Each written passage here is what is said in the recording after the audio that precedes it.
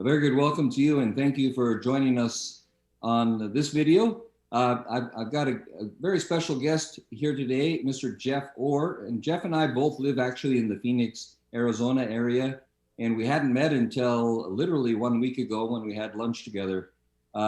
Jeff, it's great to have you here. Funny that the way we met, I saw Jeff on a video with the Pinnacle Forum, and then noticed he identified himself as from Phoenix, and I just sort of started to look him up and found him on LinkedIn, and there we go. But Jeff, welcome.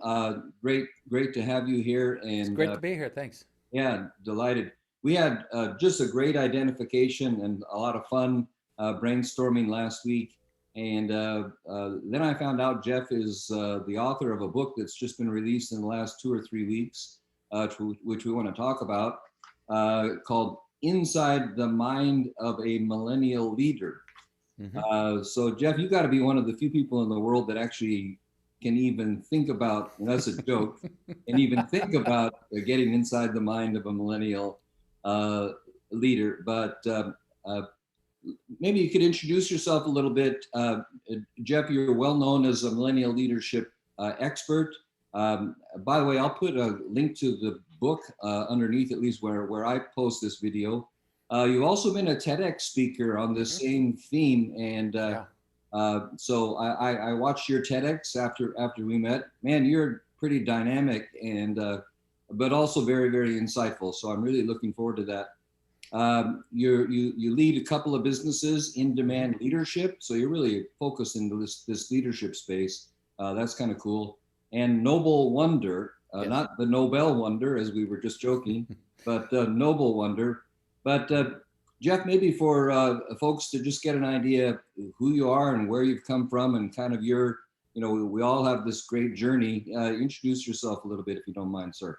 Sure. Born and raised in Phoenix, and but I've also lived in different parts of the country, in Chicago and Nashville and Western New York and Rochester, and then finally back here. And there's, from my journey, it's been twofold. As you can kind of see in the background, I've got a lot of music and in my background. There's two things that I wanted to do when I was growing up. I wanted to be a rock star and the CEO of my own company. Those are just it. And so I would, pretend I was on stage and I'd have a guitar and I'd be playing with my rock music and all that stuff. Yeah. And then I would grab my dad's big briefcase and I would walk around with his big suit coat and I'd pretend I was the CEO. And I would open up the briefcase and I would do whatever your CEOs are supposed to do with papers, right? Those were the things that I wanted to do. Yeah, And as I grew up, music was a big part of that, and I've had a chance to express that side. I've released 3 CDs. I've performed on huge stages in front of thousands of people, and in coffee houses in front of 10. And I still perform weekly and that kind of thing, and just great expression in the music side of being able to communicate a message. And I've also led organizations. I've led for-profit, I've led nonprofit organizations, I've led teams of volunteers and developed teams in organizations and so on. And then I ended up, after a lot of that, in 2008, when we moved back here into the Phoenix area, I ended up, kind of at that crossroads of, well, what do I want to do now? And what would I like to do? And as I thought about my talents, my gift set, and all those different things, and looked at what I am passionate about, one of the things that's been all throughout this has been leadership development. We call it executive coaching, right? But really, we didn't call it that in the organizations we were leading. It just, we're developing leaders, right? But I have a passion for that, and so I've always been doing that. So I officially launched In Demand Leadership and just, okay, I'm an executive coach now. I don't have one client. I have no idea how to get them yet, but that's what I'm doing. So I kind of launched into that and have been coaching and developing that side of things for quite a while. In doing speaking engagements, a lot of keynotes and trainings and things like that. And then most recently, over the last couple of years, I've have been developing a new company with a friend of mine called Noble Wonder, and we want to ignite and transform that leadership inside all of us, and bring the wonder back of leadership to encourage leaders to live to a higher purpose and lead to a higher purpose that's going to transform their not only their organization and themselves, but their families and their communities, and that there is something more to this life than just what we see. And that's where we're kind of directing that. And so we're developing content around that. We've got some great people that are involved in that, including John King, who wrote Tribal Leadership a number of years ago. He's part of our group, and so we're working with that, and just some exciting things that are going on. That's been part of my journey and my passion around leadership, music, arts, and communicating all of this. Matter of fact, when I do speaking engagements, one of the things I enjoy doing is bringing the arts into it, and because people learn in different ways, right? Some people learn visually, some auditory, some intellectually, and so I try to bring a lot of different aspects to how I engage an audience and when I speak to them, as well as the one-on-one coaching, the same kind of thing. But that's a little bit of my journey. Yeah, I'll put a link to the TEDx talk. Talk about entertaining. You were on fire for whatever it was, 16, 17 minutes. That was fun. For TEDx, and as we were talking privately, you mentioned you sort of use your music experience to make that entertaining, but also really educational and engaging. So, congrats. That's a really good job. You've really refined that to an art. And Jeff, we were talking last week, because what I've been doing, a long career in doing different things, but recently moved into the coaching after being a lawyer who's kind of a counselor, but I've now become a coach to CEOs who are interested in doing global business, which is kind of my background, and in the faith-based environment. And so I know you've delved a lot and you've had your own faith journey over the years, but that's where we were having a lot of interface. And I loved, you have just such a lot of depth of insight in leadership, both for the whole world, in terms of leadership, where, wow, do we need leaders? Yes. In today's world. Absolutely. But also within the Christian world, the Christian business world, the world of Christian ministries and so forth. I think we've got a good idea now. You're really for a number of years been in leadership roles, and then specifically working in this since for what now, almost like 14 years or so, right? With my companies, yeah, but Yeah, with your leadership company. for 30 plus 35 years Yeah. in some form of leadership. Interesting, because you mentioned, in the faith side of things and a lot of, in the work that you're doing with Christian CEOs.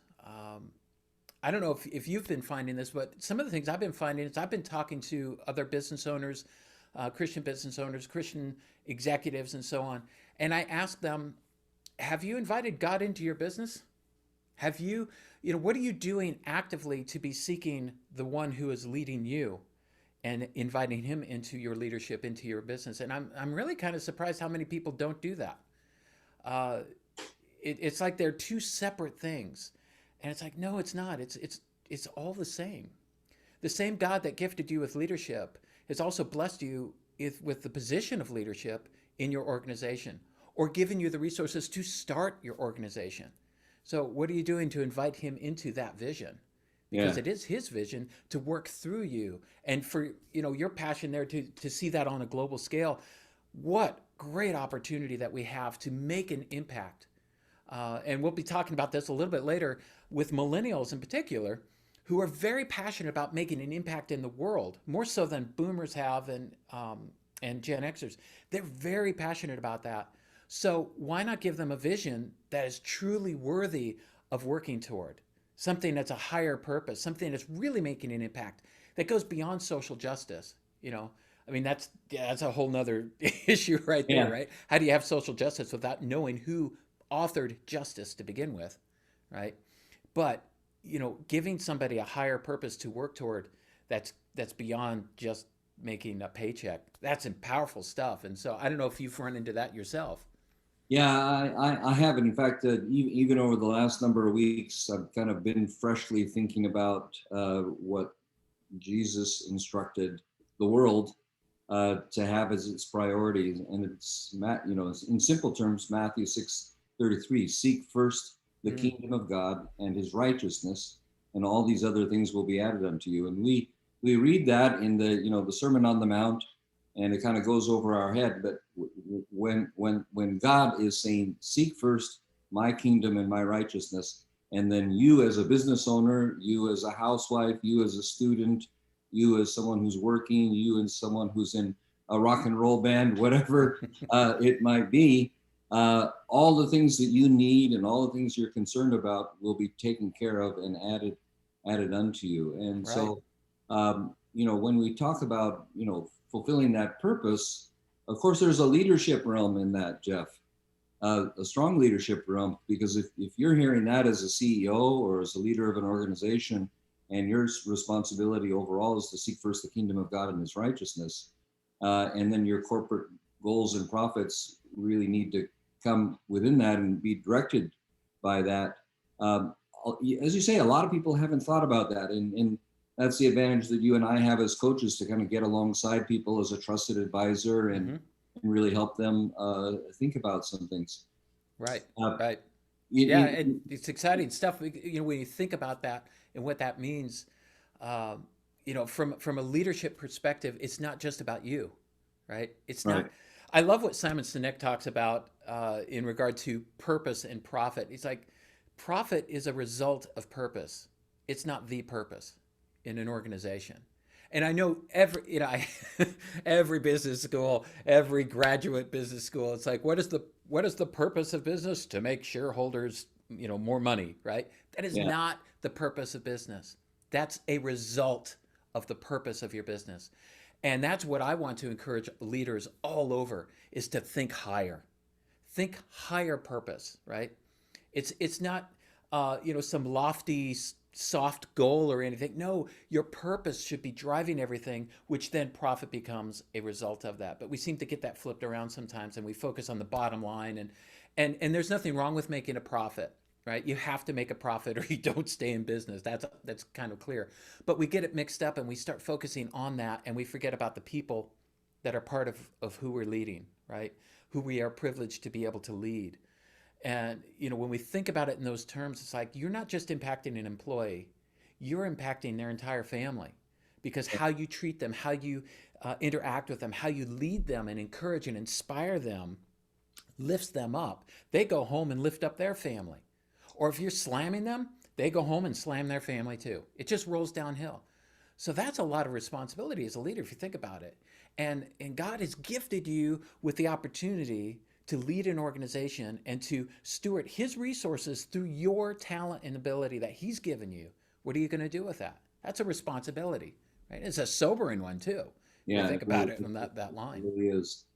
Yeah, I've been watching. I think we talked about this last week when we were having lunch. I've been there's a new stream of thought called the Economics of Mutuality. We were talking about that, and you just touched on the key difference. So the old Milton Friedman idea is the purpose of business is to drive value, particularly profit, for the shareholders or the owners, and they're explicitly saying no, that's wrong. That the purpose of business is to solve problems.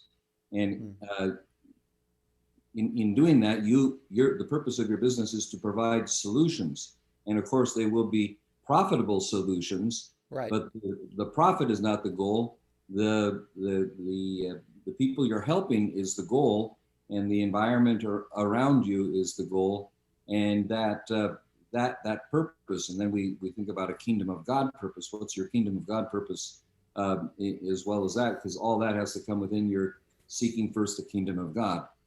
So Yeah. It's a different paradigm, and that's why I was excited to talk with you, because you've been thinking about that from the leadership side so very much. It's great. Yeah, and so to take that same idea, Friedman's idea, okay, it's driving profit, and we're saying no, it's purpose. We're flipping that around. They're both important, right? But we're Right. flipping it around as to the priority. And I think about this too with how people are interacting with God and their relationship with God. And this is a very, very important part for me. It's a passionate part, and that is we tend to get things turned around with our relationship with God or faith or religion, right? So we Mm-hmm. do things. We do things to get on the good side of God and hope that, we're good enough and we'll get into heaven. That's that mindset. And it's backwards. It's about relationship first, right? Yeah. Jesus didn't say, hey, there's going to be some of you come to me and you're going to say, I did all these great things in your name, right? So he gave that example. Didn't we cast out demons in your name? Didn't we prophesy in your name? Didn't we do all these great works in your name? And he's going to say, you know what? Depart from me. I never knew you. Wow. Yeah. He didn't, and notice the three things there. He didn't say, hey, didn't we hang out? Didn't I learn from you? Didn't we get to know each other over a cup of coffee? No, it wasn't anything relational. And that's the key. Jesus wants a relationship with us. God, the Father, the creator of the universe. This is so exciting. The creator of the universe wants a relationship with us. He wants us to know him, not do stuff for him, right? Yeah. That's secondary. It's important, right? But the relationship is first, then the task comes out of that relationship. Much like what we're talking about in business, the purpose comes first, the profit comes out of it, right? It's part of it. But it's not the driving force. And when we get that in our heads, especially as Christian leaders, and think about this, my relationship with God is first, the task comes second, in my purpose that he's given me comes first in the business, the profit then comes out of that. It just flows together properly. Sorry that. Yeah, no, sorry, that's, it's a little yeah. got on my soapbox Well, there. this is what we were doing last week, so we're just continuing this on. We had this dynamic lunch where we're just ideas going back and forth, and it's we also know the parable of the talents. So God gives everybody very unique talents, and if you're the leader of a company, He's given you also some responsibility. It's not just well, it's sort of a blank slate for you to write on with God's guidance. But he's given each of us individual gifts and talents for us to use. And if he gives us 5 chunks of gold or 2 chunks of gold or 1 chunk of gold, we want to be the ones that are rewarded and say, "Well done, good and faithful servant." Coming back to your point, faith without works is nothing. But what have you done for me? God is also going to be asking, well, how did we have that relationship? And then what are the fruits of that relationship? Right. Did you listen to me and do works of faith, even in your business, not just showing up to sing a couple of songs led out by Jeff Orr on a Sunday morning? Right. Exactly. But what is your life a song that you're singing to me? I mean, that's a beautiful song.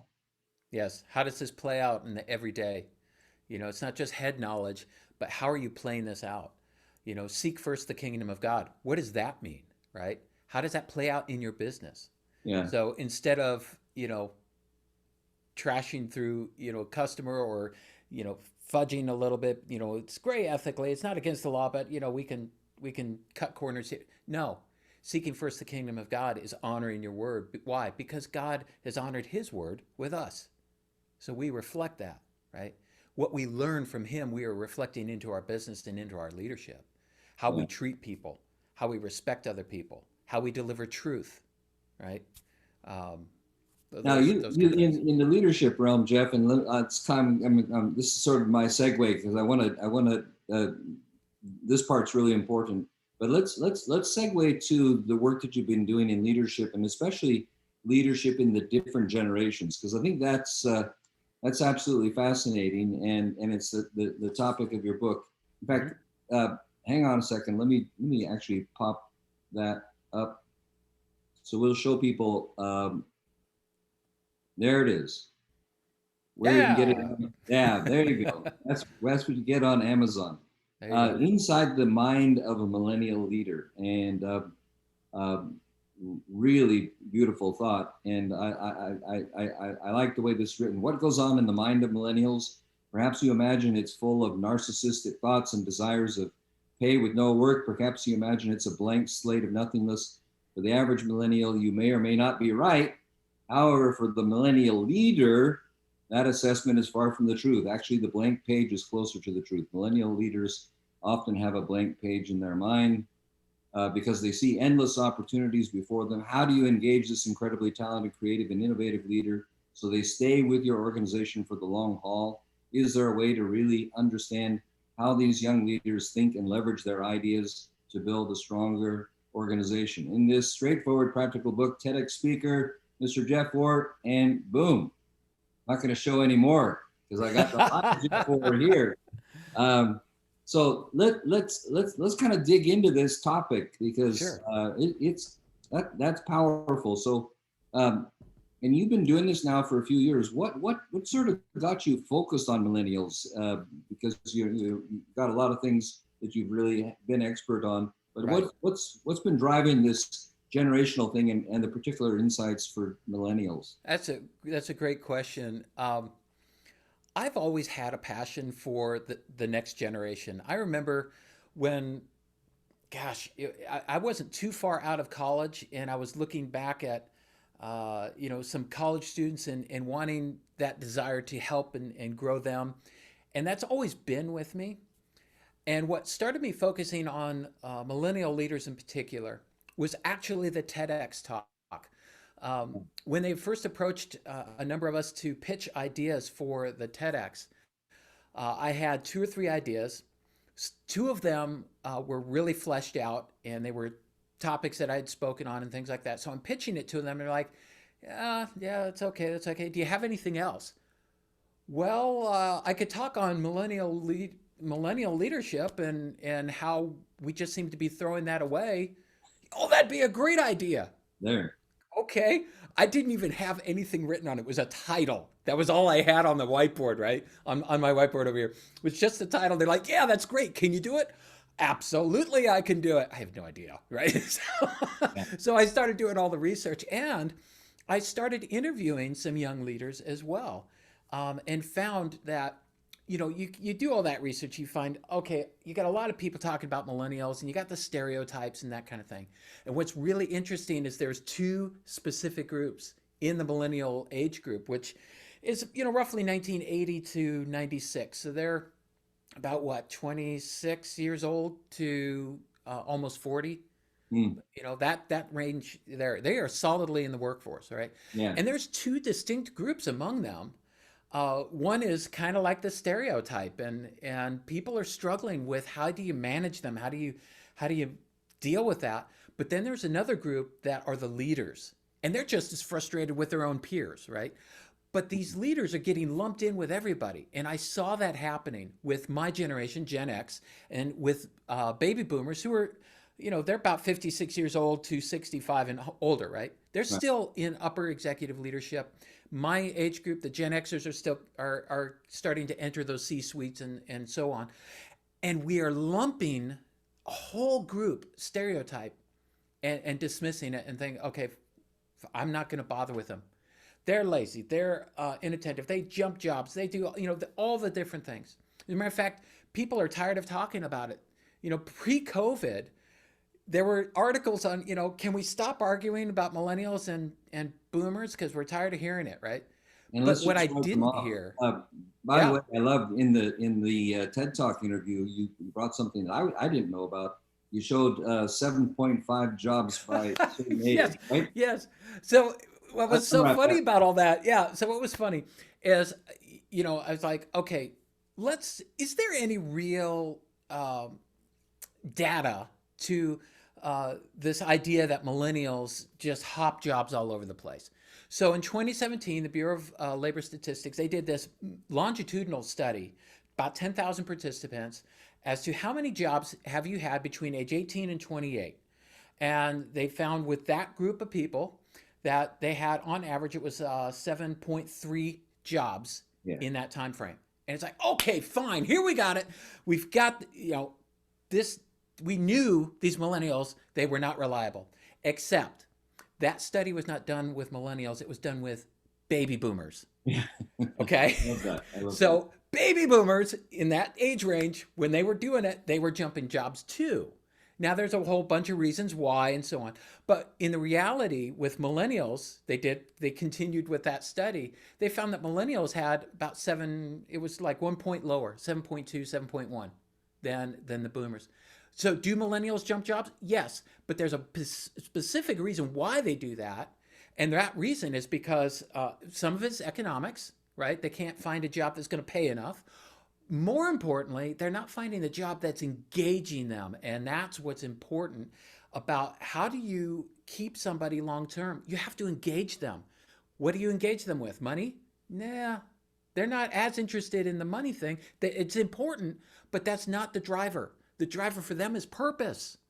They want to be part of something that is making an impact. And yeah, they need a living wage, right? They need to pay off student loan and so on. That's kind of an obvious, but they want to be engaged and not, start at the bottom and never get anywhere kind of a thing. And engagement is fulfillment, but it's also moving into leadership. And the fact that they're not finding either fulfillment or being led into leadership is in itself a leadership problem of the people that are leading the companies these millennials are leaving. Right. And so I saw this happening, and I saw boomers and Gen Xers just pounding on this entire generation, some of it deserving. I mean, there's people in my generation that are whiny and negative and all that stuff, and they deserve what they get, right? If that attitude. But I also discovered there were leaders that were being looked over that were innovative and creative and really sharp. And it's like you're missing out on a great opportunity to engage a group of people that can really take your organization up another notch. Now, do they think differently? Absolutely. Do they do work differently? Absolutely. But they're leaders, and that's the key. And that was, that was kind of the impetus of, I need to write a book about this and wake us up, open our eyes to this entire generation that is ready to go and has some great ideas on how to solve some of the world's biggest challenges. And they're right in your workforce, and you're not doing anything with them. Yeah. And so it's time to wake up and how to engage them, how to pull some of those things out. Now, obviously, they have things to work on as millennial leaders, but we have things to work on in how we view things. One of the things in particular, for example, is work style. Okay, for we talk about what makes a millennial leader different than other leaders in other generations. There's things that are the same, but things that are different. So one of the differences, for example, with a baby boomer, they grew up with the office is where work is. So I get up in the morning, I go into the office, I do my work, and I come home, right? That is where, because, why? That's where all the files were. Right? The phones, the files, everything is there. Where your boss was. Exactly. Yeah. Now, for the millennial, very different world that they grew up in, right? Especially I don't have my phone. I don't have my phone on me, but the office is in your phone. Yeah. Right? Everything you need is right there. All the files. We've got Google Drive. We've got this. I've got access to all the office in my phone. So I don't necessarily have to work in the office. Now, obviously, COVID has changed a lot of that, where we're getting more of a hybrid work model, and that is here to stay.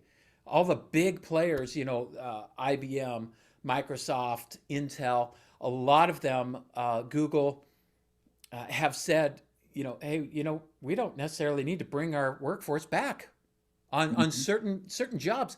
They're thinking of keeping 80% of their workforce at home. That's a big difference. That's huge shift in commercial real estate, office space, how homes are going to be designed, how apartments are going to be designed. All these, there's a lot of change, and we have a hybrid work model that's not going to go anywhere, right? That's here to stay. That's a shift. And and for a millennial or even a Gen Zer, it's like, oh, that's not a big deal. Boom, boom, boom. Here, I've got everything I need. So for them, work is a very different feel and flavor. They'll be in the office, they'll go to a coffee shop, they'll be at home, they'll be at dinner, and they'll be doing a little, hey, I'll send off an email real quick to a client, boom, and I'm back at dinner. Now, for a boomer, that's like, what do you mean you can't do that? You need to be in the office, you need to be pushing paper and doing it right there. So those are two different options. I'm evaluating you. I didn't see you during 8 to 5 when you're supposed to be there at the desk. What's wrong with you? You're fired. Exactly. And so in my mind as a boomer, which I'm not, but but for the mind of the boomer, they're looking at that going, the guy's lazy. He's not at work, or she's not at work. They're not doing their job. But for that millennial, they're working all throughout the day and into the night. They're thinking, it doesn't matter where I do the work, it's as long as the work gets done. And here, those are two different things. Yeah. Here's where we're the same. The same thing that bothers us as older leaders, Hmm. about how do I motivate people? They don't seem to be engaged. That bothers millennial leaders too. They are just as frustrated about people around them, their peers, that they can't get engaged in the team and things that are going on. The same things that inspire us as leaders, vision, purpose, um, job well done, those kinds of things, that inspires them too. They Yeah. get so excited about working toward that purpose and getting a team built around them that drives toward that purpose. So we have a lot of things in common as leaders.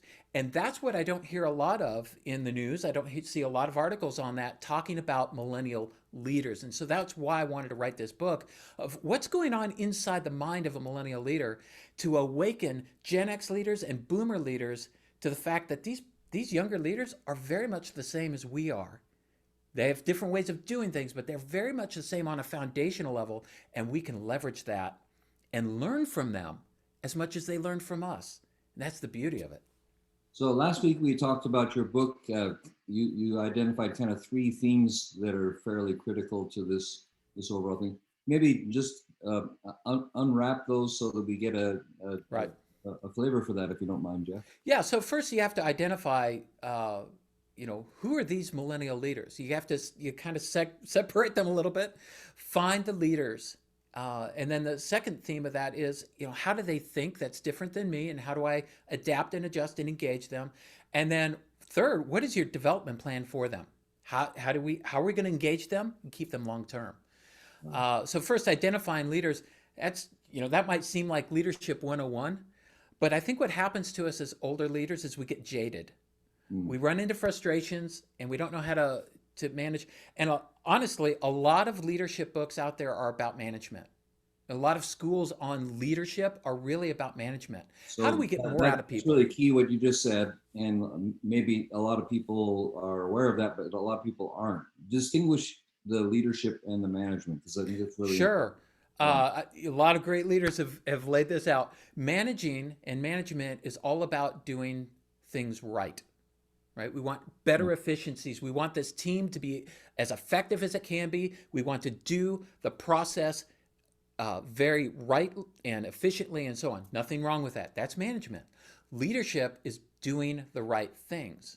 So leadership is looking at a larger picture. It's vision, it's strategy. It's making sure we're heading in the right direction.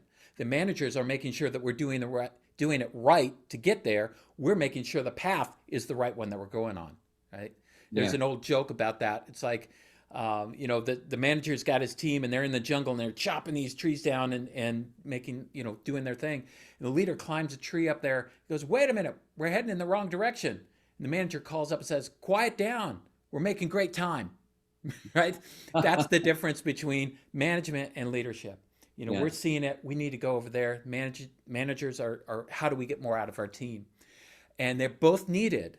But a lot of the quote unquote leadership books are geared toward management. Now, granted, mine is very practical. It's kind of a combination of leadership and managing, right? But it's designed to other leaders. I think one of the questions that you had and other people have, when they talk to me about this, is how do I lead millennials? Mm-hmm. And I'm so frustrated with them. And I'll be honest, I am too. I don't want to deal with millennials, and I'll say it this way: The there's a certain stereotype of a millennial. yeah, Yeah. there's a group of people that they're whiny or they're negative or they don't want to learn anything, and it doesn't matter what age group they are. I don't want to deal with them either. However, as an older leader, I can tell you this: the ones that are going to lead millennials more effectively are your millennial leaders, their peers. They live in the same world. They understand those drivers and things like that better than I do. Now, can I manage a group of millennials? Sure, and I have, right? And I do, and I get just as frustrated as everybody else, trying to deal with some of the attitudes and things like that. However, I find if I dive in and pour into a millennial leader who then leads his peer or her peers, it's much more effective because they just live in the same world. Right. So that's an encouragement there is if you've got a team of millennials, find the leader, identify who that leader is and pour into them.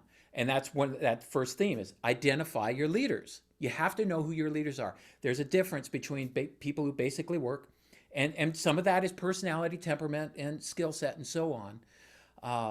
But who are your leaders? Who are the ones that are thinking differently? Pour into them, identify them, and then give them opportunity, right? So we have to, how do they think? What do they do differently? I have to be okay with that, set expectations, all those kinds of things. But now, what's my leadership development plan for this individual? Mm-hmm. How am I going to develop them? I need to pour into them. I need to get their ideas, their input. I need to give them authority. That's what leaders do, is they give authority away so that they can develop and blossom. Guide them along. You're not going to micromanage them. Nobody likes to be micromanaged, right? So just give them guidance. Let them fail where they can, as long as it doesn't destroy the company. Give them opportunity to succeed and fail, right? But fail quickly, as one organization tells their people. Fail quickly so you can learn from it, which is a great thought process. Yeah, going But forward. yeah, so have a plan, develop it with them, communicate often, communicate frequently, all those different things. But you also have to be able to flex with how you used to do things, and so that you can connect with them as leaders. But knowing that all leaders have the same drivers.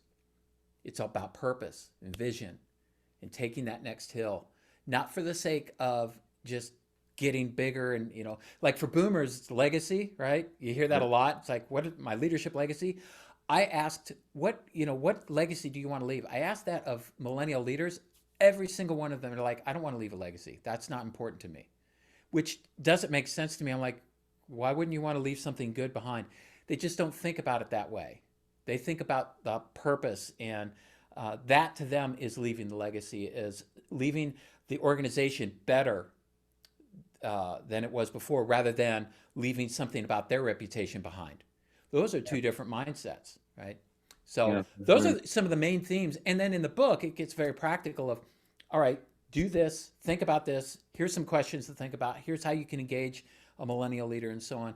And I wrote it very short. It's a very short book. It's like the print is like 85 pages. So that might be the best incentive to buy it right there. That's a good it is sell. a quick read, and I wrote it that way because just looking at our attention span in our culture, it's very quick.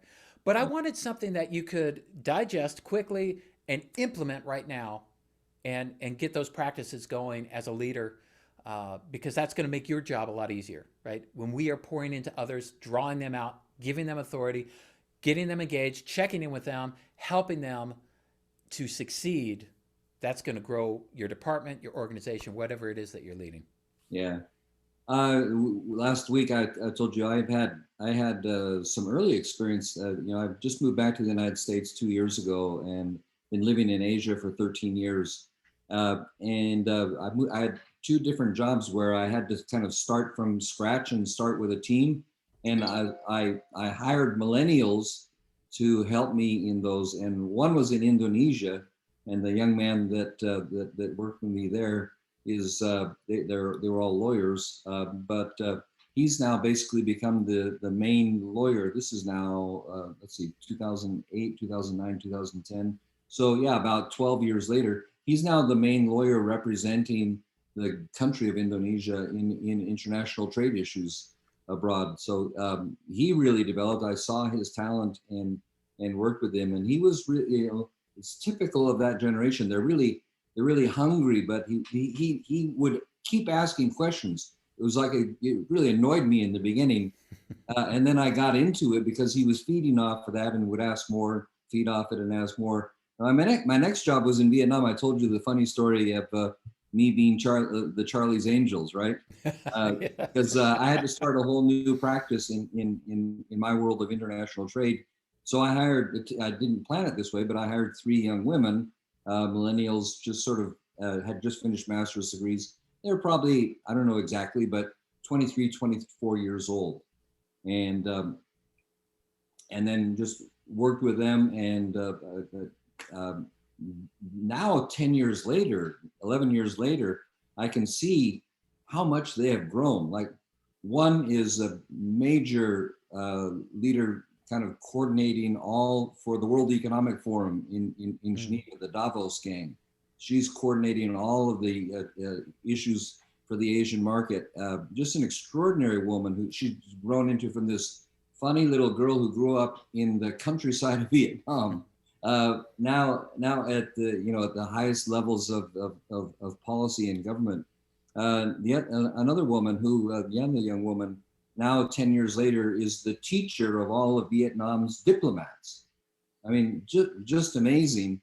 And the third of the Charlie's Angels and ended up leaving work and becoming, an amazing mother, which is another form of success. So I mean, that's completely different. But I'm sure I made a ton of mistakes with those four. There are four millennials that I can now see a decade later really have had amazing success. What based on that, what would you recommend for people who are managing those millennials, someone like that, whether whatever country they're in, because I think this is a cross-cultural issue as well, isn't it? Mm-hmm. Where do you go with those millennials to develop them? Whatever I was able to do may have been an exception or something strange, but let's hear. You're the expert, my friend. It boils down to a couple things. One, as a leader personally, you have to continue growing and developing. So if you've stopped for whatever reason, start back up. We all get busy. I do too, right? But we need to continue growing our leadership and our thoughts and so on. Here's an interesting thing about millennials, and I find this world over, and you just touched on it here with these great stories, is that all millennials crave mentorship. They want to be mentored, right, by an older leader. I couldn't have enunciated it, but what you said, that was the common theme with those four. You're right. They crave it. Here's the catch. They also want it to be a two-way conversation. They don't want to just, okay, let me sit at the guru's feet on the mountain top and I will learn from you. No, it's not. It's not like that at all. They want it to be a conversation because they feel that they have a lot of life experience too, even though it's been short, but they've got life experience, they've got knowledge, and they want to be able to pass that on to the mentor, right? Yeah. And that's an important part of it as well.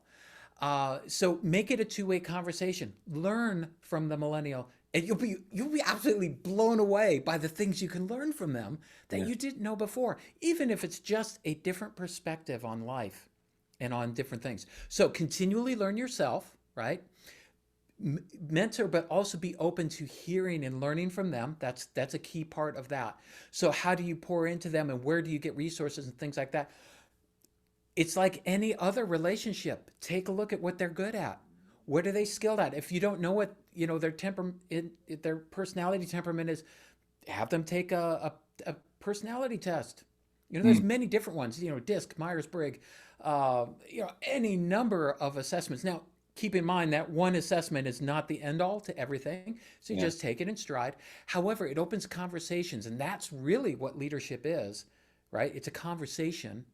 And in empowering somebody and getting them the resources they need to equip them and to accomplish what it is that they need to do. But it's driven by vision. It's driven by purpose, right? It's driven by relationship. Mm-hmm. So I grow as a leader. I'm learning new things. How can I pass that on? Oh, you're learning that too. That's awesome. Oh, I didn't know that. That's great. I'm learning something. That elevates the relationship. Now it's not boss-employee, right? It's mentor-mentee. It's a conversation. Yeah. They will respond to that. And if they're a leader, they will respond even more. You're going to see them grow even more. Pour into that. Give them more authority in their realm that they need. Help them succeed. The more they succeed, the better they get. The more you're going to get from them, right? Not just productivity, ideas, heart, soul. You already know this as a leader. When you've got somebody who's working for a paycheck, that's all you have. But if they work toward a vision, they are dedicated. They are all in. And you have everything from them. They're thinking about solutions all throughout the day and night, right? Because they're not working to a paycheck. They are working for a vision. That's what millennials are craving. They want to be part of something that has a higher purpose, that is making an impact, a difference, right? They're not interested in working to make somebody else rich. Are you? I mean, as a leader, let's be honest. Yeah. Are you in your job thinking, oh man, I get up every day just excited to go make somebody else rich? Woo! That's no, right? We don't do that. Leaders, we want to be Shareholder part. dividends. We want to be part of a vision that moves us and stirs us and Yeah. that guides us. I want to be part of changing people's lives. That's the vision, right? Totally. And as a Christian, right, as a follower of Christ, that vision is even higher purpose.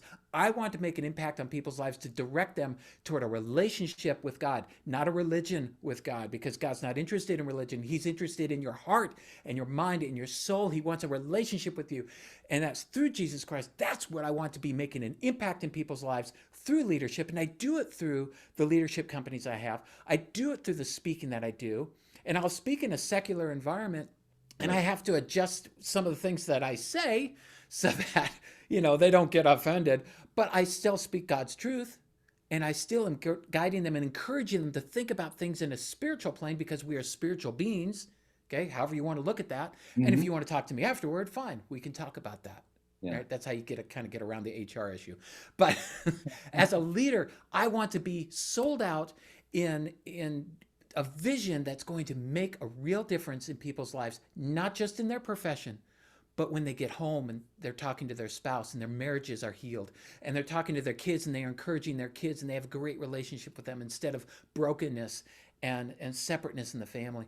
That's what drives me. That's what gets me up in the morning. Right? Yeah, that holistic. Yeah. And that's what I coach all my leaders toward, is you're a holistic leader. You're not just this. So if you get coaching with me, you get the whole deal. It's going to pour into your personal life. And so as you're developing this millennial leader in your team, you're probably already going to be seeing the application to your teenager that you're pouring into them as well. And that's what's exciting about this. Or your neighbor, just in a conversation, or a family member, a niece, a nephew, whatever it might be.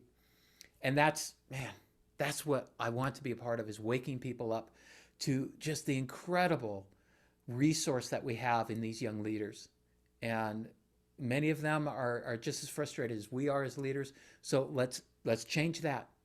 Doesn't have to be the way it is. We can change it. We're leaders. We can change it. Cast a vision. Go after it. And that's why I'm loving working with Christian CEOs as well. Right. But Jeff, let me flip this thing on you. All right. Okay. So we've got these millennial leaders. Now, some of them may be in their early 20s, but we talked about a group of them that are, in their early, middle, and even some of them getting up to the 36, 38. Mm-hmm. So some of them may be leaders of organizations. So let's flip this, because we've talked about how to manage or lead some millennials that are in your organization. But what if you're an older person or a younger person? What if you're in the organization of this millennial leader? So let's flip that multi-generational thing upside down. Let's talk about the boomer that used to work in something else and now is reporting to a 35-year-old. Okay. Right? Let's do that one. Okay. I do get this question from some of the millennial leaders that I coach. Yeah, that's really good. I've got a boomer on my team, and we're not connecting. How do I deal with this? How do I engage him? Right? How do I inspire him? I feel like, who am I? I'm 35. He's 55. He's 60. That kind of thing. Yeah. We have to understand how each generation thinks, what drives them, what motivates them, what the world was like when they were working, right? And what it's like now. And I do speak to this. I've done keynotes on this. And as a matter of fact, I'm speaking at Villanova University coming up April 1st. I'm one of the guest speakers at an HR conference that they're doing, a virtual conference. And I'm talking about this very thing. So it's interesting you're asking, because it's on generational leadership. And really key in this is knowing that. So for a millennial, you have to understand who you're talking to. The baby boomer has grown up in a very different world. They grew up where work was done in the office. Career, prestige, wealth, status, those were all drivers. Okay, they didn't get a job, they got a career. Their career was their identity. It was very important to them. Legacy is very important to them. Respect is important. They feel like I have worked a lot of years, I've done a lot of great things, I should be respected based on that work, right? Now Right. that's not what a millennial thinks at all. They're very different in their thinking on that whole process. But you have to understand that that's where that person is coming from. So when you, as a 35-year-old, are leading a 60-year-old and you're asking them to do things, or you're trying to lead them, they are not looking at you as, oh, you're young and you don't know what you're doing. That might be part of it. But really, what is going on inside them is, I'm scared to death that you're going to fire me. I'm scared to death that I'm going to lose my career and my position and my legacy. I mean, I've worked hard and you're young and they think you're great and now I'm old and I'm out the door. I'm scared. That's what's really going on. Now, they don't tell you that. They Hmm. will, it comes out in resistance. It comes out in snide remarks or weird comments here and there or disrespect. It's because they are feeling disrespected. And it's not anything you necessarily are doing as a millennial. It's just the fact that they have worked to a position that they thought that they would be the leader, and now they're not. And they feel scared. So if you know that, instead of trying to force something, why don't you ask them, hey, I know you've got a lot of great experience in this area. What would you do? How would you deal with this? How would you set this up? That's a different conversation. It Yeah. shows humility on your part as a leader. It also shows your openness as a leader to building a team. It's not about you. They understand that. And that little bit of respect lowers their defensive wall, opens them up. Remember, this is about relationship. All leadership is relationship. It's influence, right? Hmm. Hmm. We're not talking about autocratic, top down, you do what I say. Depends on the industry, and right. But most industries, that kind of leadership, it doesn't work anymore, right? It doesn't work for millennials. That doesn't engage them at all. So they're already going to understand that intuitively. But you have to understand where this person is coming from. Speak the verbiage that connects with them, open them up, respect what they're doing, and engage them into the conversation. Once you do that, that opens that door up. And now you're leading them more effectively because you're influencing them. They respect you, you're respecting them, they're going to open up more. And so that builds that relationship, right?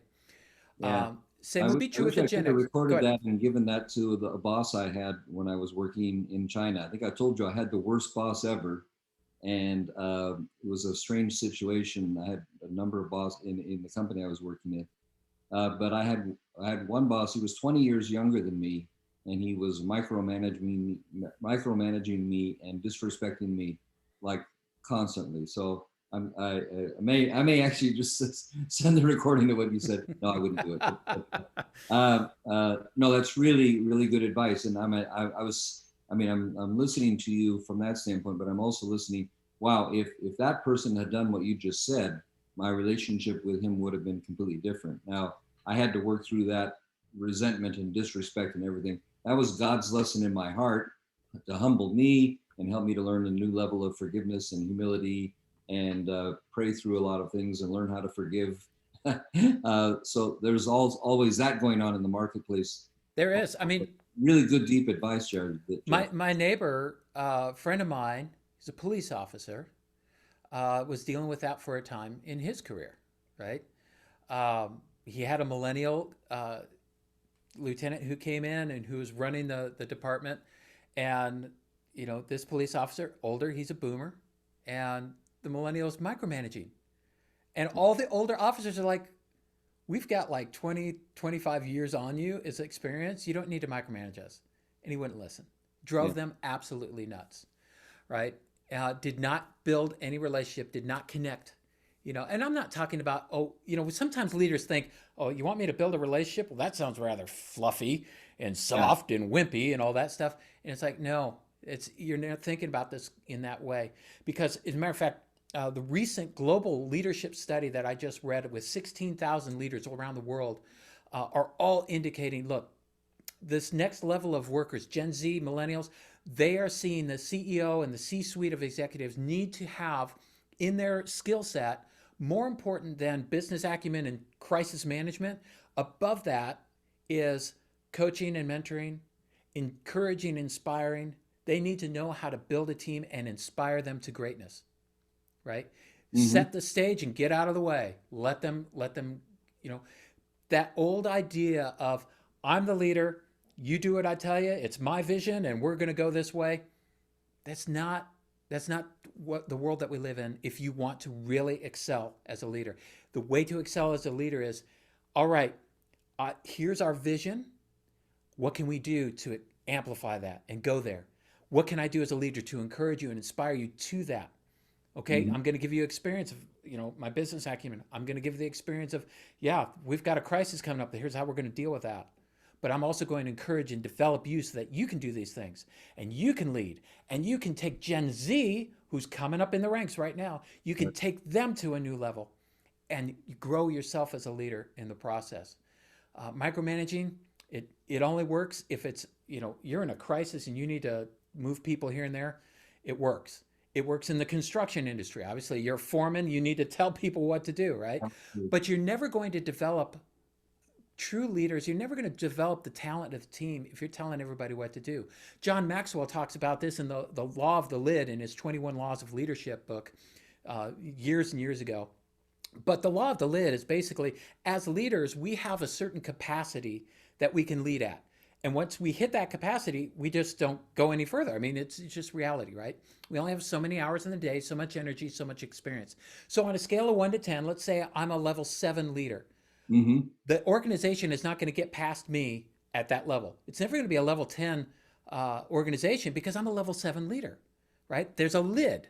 So if I want my team or my organization to go past me, I have to relinquish the control, right? And develop other people so that it can grow beyond me. No ego, right? I have to let go of my ego, my pride. It's not about me. It's about the vision and the purpose. I'm part of this. Now, as a Gen Xer, that's a little bit easier because that's how we think. A boomer, it's a little different. They think differently. Millennials, it's much easier. And for Gen Zers, it's super easy. Okay, see how the difference has changed in how we view things. So leading these different groups, you have to understand what drives and motivates them and where they're coming from. So That's great. One last question, and my audience, of course, is Christian entrepreneurs and Christian business owners and CEOs.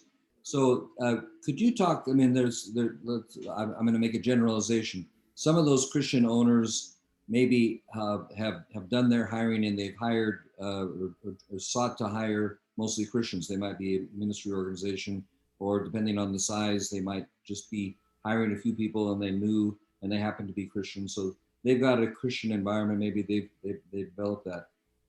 A good number of Christian CEOs are just owning a company, and some of the people are Christians and some are not.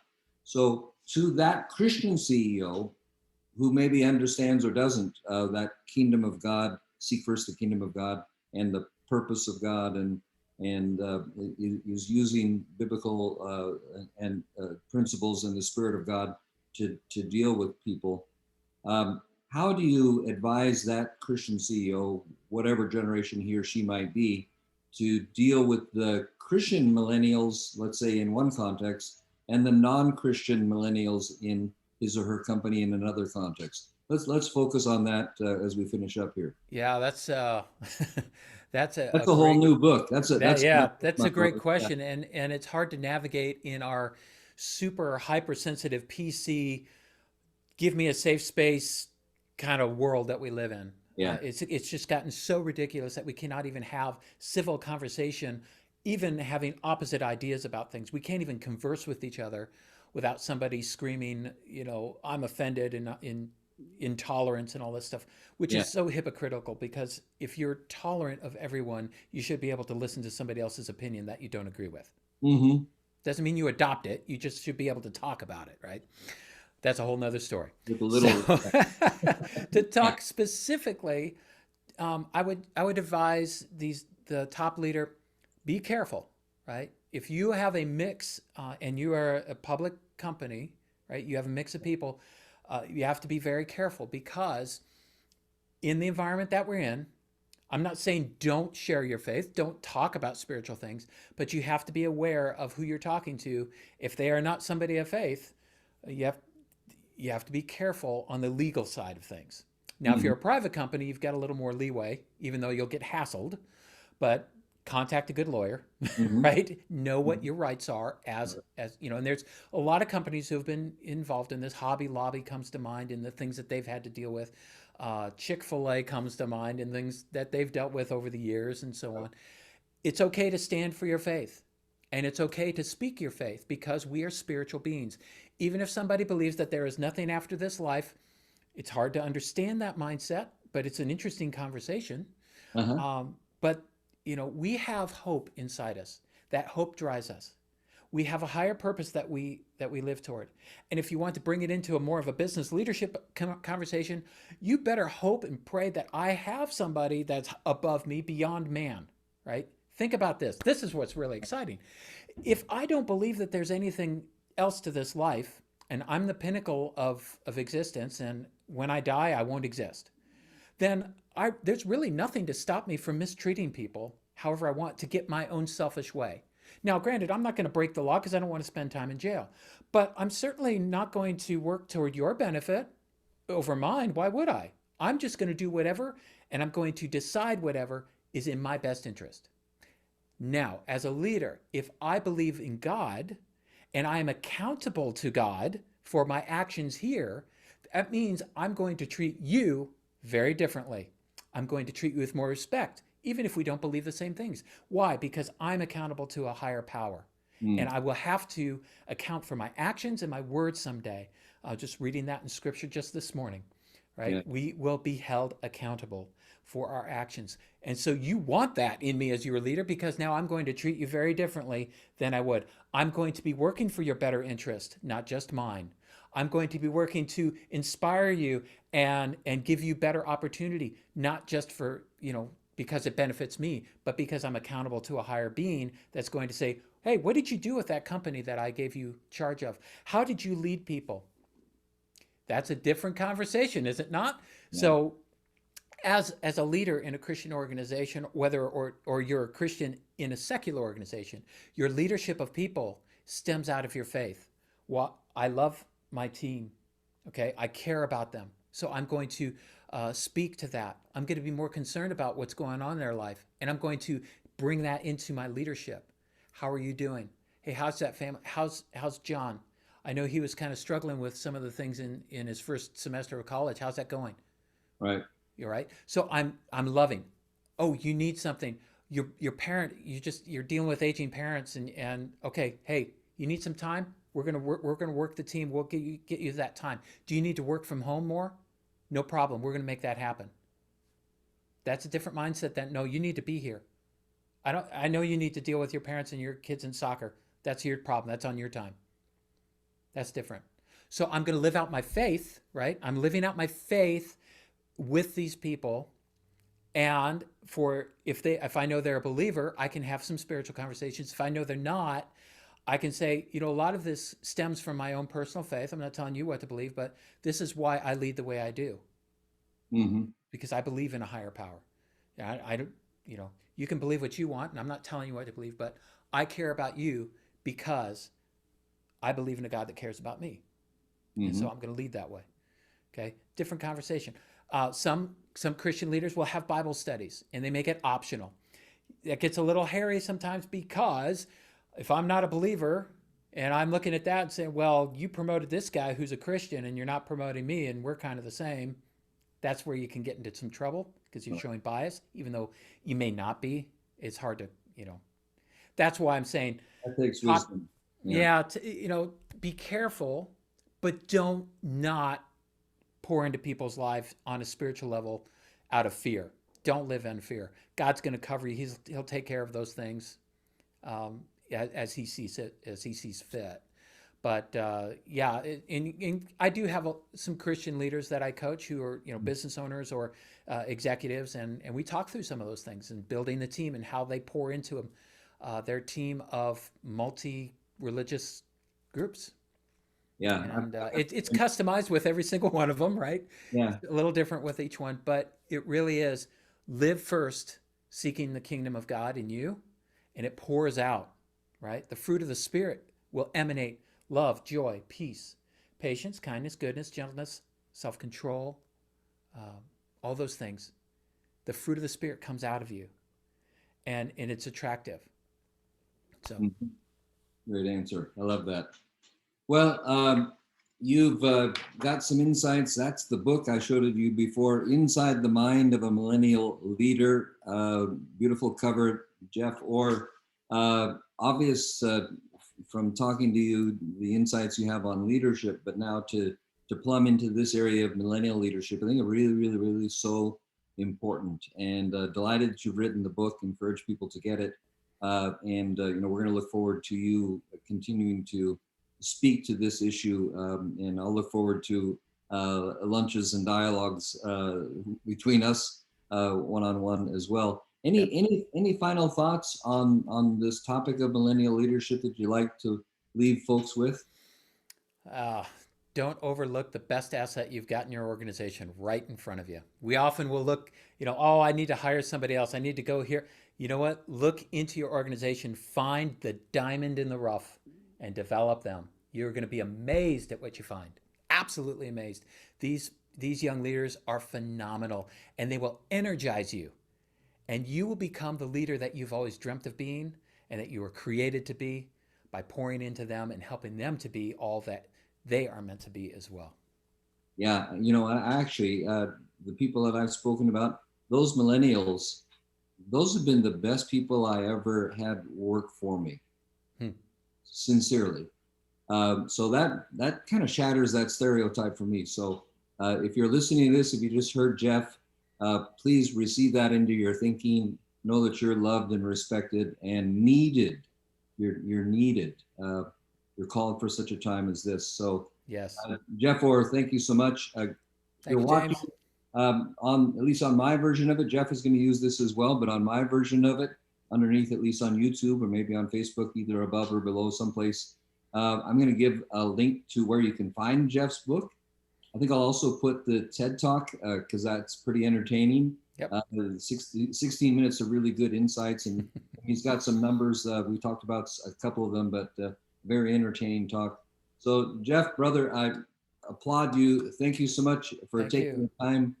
Great hour that we've delivered some amazing content, and we know that there's more that they can learn. But on behalf of everyone, thank you, Jeff, and thank Thank you you. all of you for watching. Appreciate that. Take good care, and we will talk to you again soon. God bless you. Bye-bye.